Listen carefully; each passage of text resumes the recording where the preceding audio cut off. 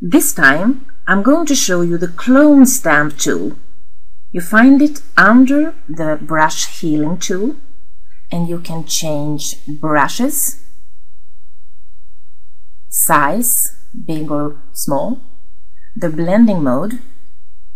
There's lots of options here, but I leave it at normal. Opacity, let's drag this to 100%. Aligned and sample of layers, but I'm not going to get into these. This is a photo of me and my boyfriend, but honestly, the electrical device contact sticking out from his head doesn't look so good, so I want to take that away. So by choosing clone stamp and zooming in, I can then just Alt-click or use the Options key on Mac to choose a source. And then I simply click and drag over the area I want to be overpainted. And watch the small cross beside the circle. This will tell you where from the cloning takes place. You have to click several times and paint step by step to get the best result. And if you choose the target too close to the destination, you will simply duplicate the area you want to go away. But then just click undo and try again.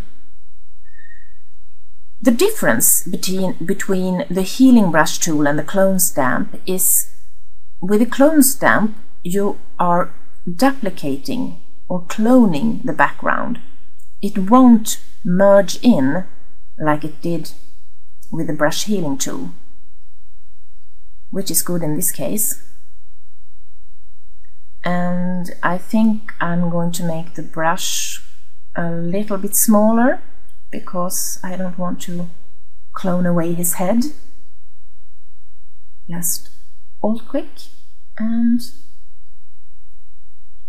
continue to take away the electrical device.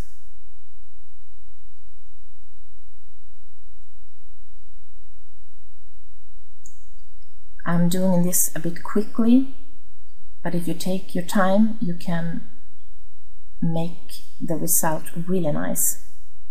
Here you go. You can also clone areas from another photo.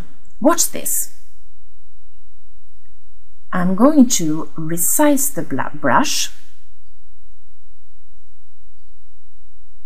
I choose the same brush, but the size I'm going to get a little bit bigger.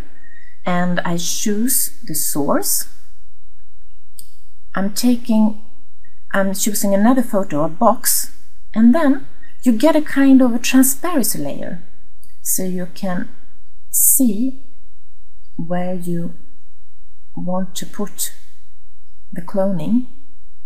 I'm going to make the brush a little smaller and also the less opacity, just to merge in my friend Björn in the box.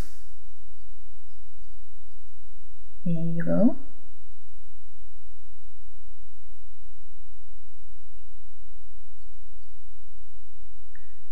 And underneath the clone stamp tool, you will find the pattern stamp tool. Honestly, I never use this, but I will show you how it works. Like the clone stamp, you can change brushes and size, opacity, mode of course, I leave it at normal, and then you have the pattern panel. And here you find a lot of patterns. You can also make your own, but I'm not going to get into this. I choose the chessboard and simply paint in the pattern.